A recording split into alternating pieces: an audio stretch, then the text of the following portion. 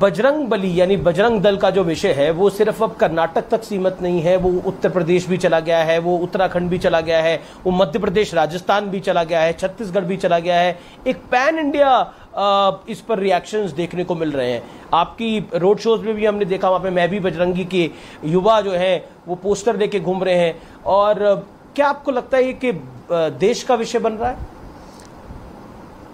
देखिए, जिस तरह से कांग्रेस ने अपना घोषणा पत्र में हनुमान जी के नाम को अपमानित करने का प्रयास किया है, बहुत स्वाभाविक रिएक्शन इस देश के युवा और इस देश की जनता का आएगा ही आएगा। हनुमान जी के प्रति देश के कोने कोने में अटूट श्रद्धा पड़ी हुई है जी। ऐसे गुणों का व्यक्तित्व 10,000 साल के इतिहास में ढूंढ पाना ही संभव नहीं है, और उसके लिए इस प्रकार का अपमानित करने वाला घोषणा पत्र में जिक्र मैं नहीं समझ पाता कि कांग्रेस ने क्यों किया है। अब जनता का जो रिएक्शन है बड़ा स्वाभाविक रिएक्शन। पीएफआई और बजरंग दल को इक्वेट करना, देखिए, मैं तो इतना ही कह सकता हूं कि पीएफआई पर बैन हमने सोच समझ कर रखा है। पीएफआई देश विरोधी गतिविधियों में लिप्त पाई गई और आतंकवाद के प्रथम चरण तक उनके पहुंचने के सारे पर्याप्त सबूत सरकार के पास है, तब जाकर हमने इस पर बैन लगाया है। अब तुष्टीकरण करने के लिए कि पीएफआई पर बैन लगाया है तो बैलेंस करने के लिए भी कर दो, मैं नहीं मानता ये ठीक राजनीति है। बजरंग दल के कांग्रेस मैनिफेस्टो में उसका जिक्र होने से, उसका नाम लिखे आने से एक पोलराइजिंग इफेक्ट इलेक्शन में देखने को मिल रहा है। मुझे अभी तो आप पर बहुत इफेक्ट दिखती है। नहीं, मैं इसलिए ये सवाल पूछ रहा हूं क्योंकि यूसीसी की बात भारतीय जनता पार्टी ने करी, कांग्रेस कहती है कि ये एक पोलराइजेशन की कोशिश है लगातार। मैंने नहीं सुना कांग्रेस ने कब कहा, मगर कांग्रेस ने अगर ये कहा है तो ये जवाहरलाल नेहरू जी पर आरोप है, सरदार पटेल और मौलाना आजाद पर आरोप है, क्योंकि कॉमन सिविल कोड इस संविधान सभा का इस देश की विधायिका और इस देश की संसद को गाइडेंस है, मार्गदर्शन है। संसद के आर्टिकल के अंदर इसका जिक्र किया गया है कि इस देश में जब भी अनुकूल समय आए तब देश की विधायिकाओं ने और देश की संसद ने इस देश में कॉमन सिविल कोड लाना चाहिए। चुनाव से ठीक पहले यूसीसी का आना आपको नहीं लगता? चुनाव के पहले नहीं आया है। उत्तराखंड, गुजरात, उत्तर प्रदेश, तीनों भारतीय जनता पार्टी की सरकार ने इस पर फैसला लिया है, तो हमारा जब चुनाव आएगा तभी घोषणा पत्र में आएगा, इसके पहले कैसे आ सकता है? पर कर्नाटक में 4 साल से आप ही का शासन था। नहीं, जब हमने निर्णय कर लिया तब इसको हम जनता के एजेंडे के रूप में लोगों के सामने रखे जी। अब इस चुनाव में हमने भाषा की मर्यादा को गिरते हुए देखा। मल्लिकार्जुन खड़गे कांग्रेस पार्टी के सर्वोच्च नेता है, राष्ट्रीय अध्यक्ष है, उन्होंने जो बयान दिया प्रधानमंत्री को लेकर, उसके बाद उनके सुपुत्र ने बयान दिया, क्या आपको लगता है कि उसका भी एक इम्पैक्ट है? जरूर है। जब जब भी कांग्रेस के नेताओं ने मोदी जी के लिए स्तर बगैर की भाषा का प्रयोग किया है, भारतीय जनता पार्टी और मजबूत हुई है, मोदी जी के प्रति लोगों का प्यार और बढ़ा है।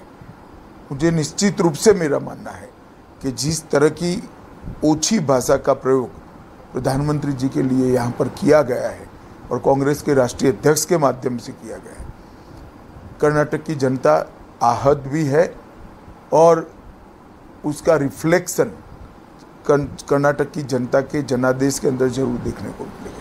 सोनिया गांधी जी ने एक कार्यक्रम किया और एक बड़ी रैली करी और उसमें कर्नाटक की सॉवरेनिटी का जिक्र किया, जिसके बाद प्रधानमंत्री जी की भी प्रतिक्रिया आई है। क्या कहना चाहते हैं इस विषय पर आप? देखिए, मैं नहीं समझ सकता एक चुना हुआ संसद सदस्य भारत की सार्वभौमिकता को किस प्रकार से चैलेंज कर सकता है। ये बिल्कुल जो उन्होंने भाषण दिया है वो संविधान की भावनाओं के खिलाफ है, भारत की एकता और अखंडता के लिए खतरा है। इसकी जितनी भी निंदा की जाए वो कम है।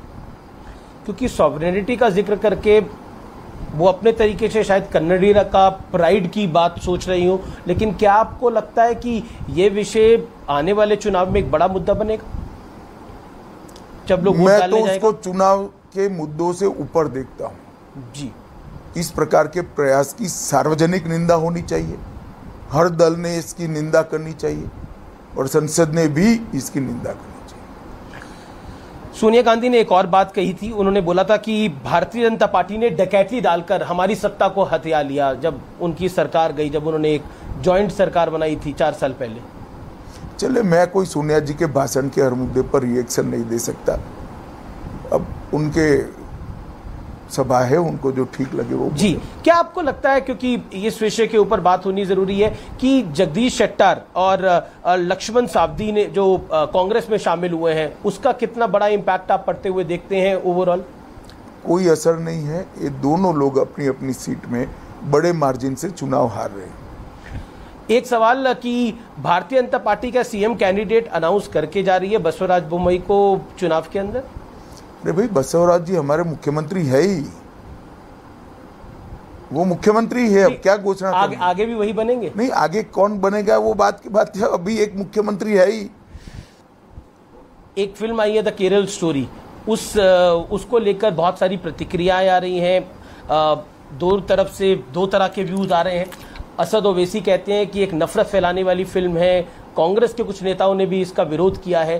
क्या कहना चाहते हैं आप? देखिए, मैं मानता हूं कि ये सामाजिक समस्या है और देश ने और राजनीतिक दलों ने सामाजिक समस्याओं को आंख मूंद कर नहीं देखना चाहिए।